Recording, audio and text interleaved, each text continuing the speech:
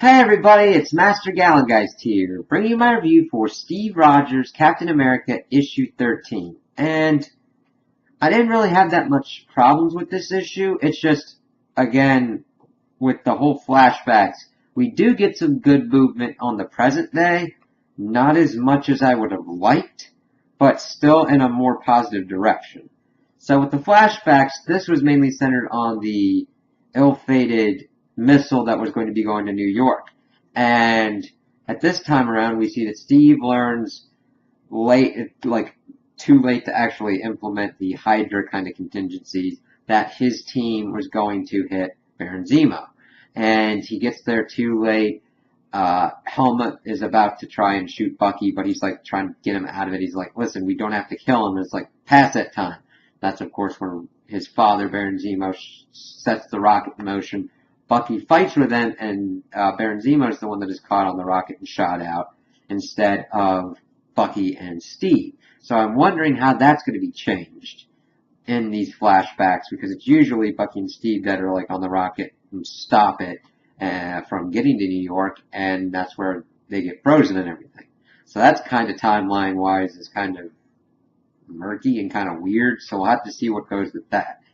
But that leads to some stuff later on in the issue that the main part in the present day we see is that Helmut, Baron Zemo, is gathering up all of the villains that were from Pleasant Hill because he's talking to Selvig. Selvig had microchipped pretty much all of them. So he's going around and gathering up his team, and that's pretty much about it. But we get movement that they're gathering and making their own Hydra cell, pretty much. But with a lot of different kind of villains and a lot of, if not noticeable ones, interesting ones. Like they got Grey Gargoyle, who's turning people into stone is going to be a pretty powerful thing. And they've got like a Who's Who, the Wrecking Crew, and a lot of kind of like lesser known ones, but they're starting something. They're building an army to actually, I think, go after the Red Skull and actually start to implement their plans, which is good for momentum on that front. And speaking of the Red Skull, we actually get some more plot on him, because even though he's kind of like Steve's big bad in this arc, his big target, we have not really seen that much of him.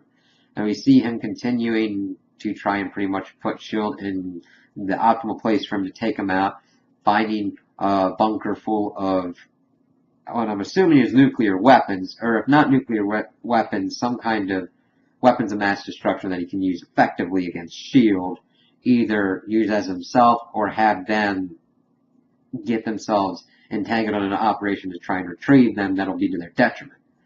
But other than that, we haven't really seen much on his front, and that's kind of sad because it's been done pretty well up to this point until it kind of like they don't really do much with him. So I'm waiting to see where that's going to be going. And then, of course, we get to the end. We're seeing all the people that Zemo has gathered, and we see Steve narrating about how he had failed Zemo and wants to let him have his revenge, that he's tracking Bucky so that Zemo can kill him, and also for Kobik. Now, we get some other stuff into this issue about, like, Zemo, about how he was confused about the whole story until it started making sense, so it kind of brings into question what Kobik exactly has done. Because just fiddling with Steve's memories wouldn't be enough. She would have to pretty much fiddle with everyone's memories and recollections at the same point to get this to hammer out to this point.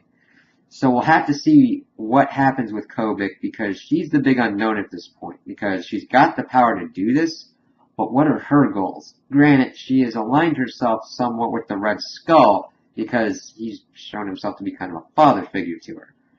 But since she's kind of being hunted by Steve at this point, and of course we've got Madam Hydra also in the mix, we don't know exactly where all this is going to shake out, and I hope that once Secret Empire goes and starts off, we get more of that and Steve's kind of thoughts and get it kind of more condensed, because of course, even though we're still in that holding pattern till that event comes up, we're at least getting more movement towards that event.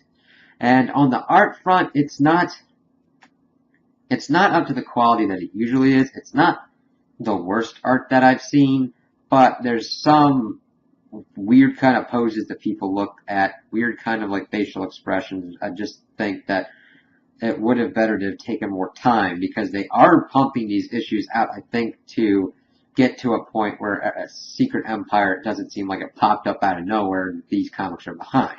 So I hope that kind of gets ironed out as this goes along. But since there's actual movement kind of going on, and hopefully we'll get a collision course at some point with the Red Skull and Steve, if not before Secret Empire, at least we'll get that last issue in and see that Secret Empire starts that thing actually off.